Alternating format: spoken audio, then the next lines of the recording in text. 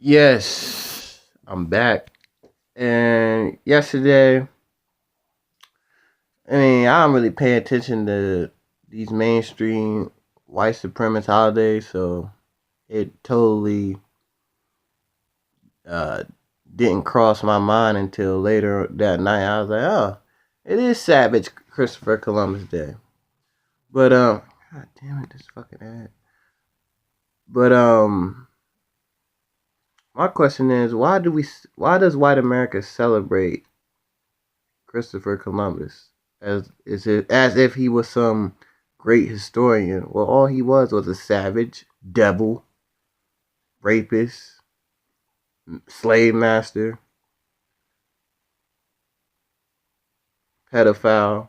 He did all types of horrible, unhumane things to the indigenous people of different lands.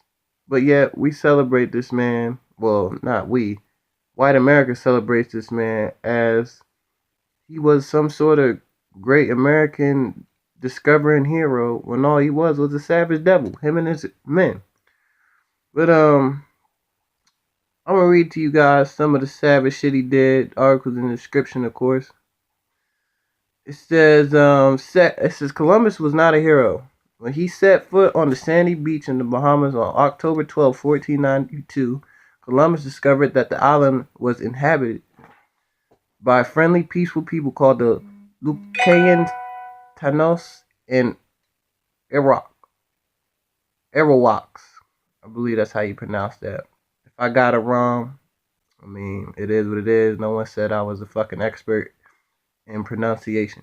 But anyway, continuing. Writing in a diary, Columbus said they were a handsome, smart, and kind people. He noted that the gentle Arawaks were remarkable for their hospitality. They offered to share with him anyone they offered to share with anyone, and when you asked for something, they never said no. He said the Arawaks had no weapons. Their society had neither criminal prisoners nor prisons nor prisoners. They were so kind-hearted that Columbus noted in his diary that on the day Santa Mary was shipwrecked, the Arawaks labored for hours to save his crew and cargo. The native people were so honest that that not one thing was missing. Columbus was so impressed with the hard work of these gentle islanders that he immediately seized their land for Spain and enslaved them to work in his brutal gold mine. Within only 2 years, over 125,000, half of the population of the original natives on the island, were dead. Let's stop right there. You see how he quickly exterminated over half of the population of those godly like indigenous people, because these people were peaceful, they were giving, they were just loving, peaceful people. These were godly people, not the white supremacists who work in the government who put God on their money. Those people ain't shit. These people were actually people of God. And he took their kindness for weakness and enslaved and destroyed them and eliminated pretty much the race. Digressing and continuing. If I were a Native American, I would mark October 12, 1492 as a black day on my calendar. Shockingly, Columbus supervised the selling of the native girls into sexual slavery. Young girls of the age 9 to 10 were the most desired by his men. In 1500, Columbus casually wrote about it in his log. He said 100 Castellanos are as easily obtained for a woman as for a farm, and it is very general. And there are plenty of dealers who go about looking for girls. Those from 9 to 10 are now in demand. He forced these peaceful native work in his gold mines until they died of exhaustion. And if any Indian worker did not deliver the full quota of gold thus by Columbus' deadlines, soldiers were to cut off the man's hands and tie them around the neck to send a message. Just a savage devil. Slavery was so intolerable for these sweet, gentle island people. At one point, hundreds of them committed mass suicide. Catholic law forbade the enslavement of Christians, but Columbus saw this problem. He simply refused to baptize the native people of Hispaniola. On his second trip to the New World, Columbus brought cannons and attack dogs. If a native resisted slavery, he would cut off the nose or an ear. If slaves tried to escape, Columbus had then burnt them alive. Other times, he sent attack dogs to hunt them down, and dogs would tear off arms, legs of the screaming natives while they were still alive. And if Spaniards ran short of meat to feed the dogs, Arawak babies were killed for dog food. Wow. It's crazy. And let's stop right there real quick because they said he used attack dogs. We can fast forward to the Selma days, to the civil rights, Martin Luther King days. I can see where America got their idea from. This savage devil. Because they sent dogs on Martin Luther King. We could fast forward to present day times. They were sicking dogs on the rest of the Indians that they haven't successfully killed off yet. Because that's what they're planning on doing with them. They're not giving them clean water or resources. So, obviously, you want them to die off. So, is that why white America celebrates this man? Do y'all look up to, does he inspire you to do devil acts that you continue to do to the citizens in America and globally, especially the Melanoid people?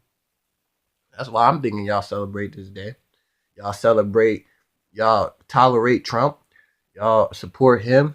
He's a savage rapist. Y'all celebrate the national anthem. Francis Scott Key, that savage devil, enslaved a lot of slaves, was a known white supremacist. You got the Monticello house on the back of your nickel. Thomas Jefferson, that's savage. That was his slave house where he used to enslave house slaves, torture, beat, and rape them. So, this must inspire white America and the people who run America. There ain't nothing but the savage devil running through y'all blood. Because y'all have no souls. Digressing and continuing. Columbus' acts of cruelty were so unspeakable and so legendary. Even in his own day, the governor Francisco de Bobadilla arrested Columbus and his two brothers, slapped them into chains, and shipped them off to Spain to answer for their crimes against the Arawaks. With the king and the queen of Spain, their treasury filling up with gold, pared down Columbus and let him go free. Wow. This man was a devil. And fuck Columbus Day. Gave two shits about it. I know I feel for the Indian people. I know this is probably a very unfortunate, sad day for them yesterday, as their people went through those tragic acts from Columbus, and they're still going through genocide. What America's doing to them right now. Well, the people in the U.S. government said the Spanish soldiers dismembered, beheaded, and raped 3,000 native people. They just did all type of barbaric,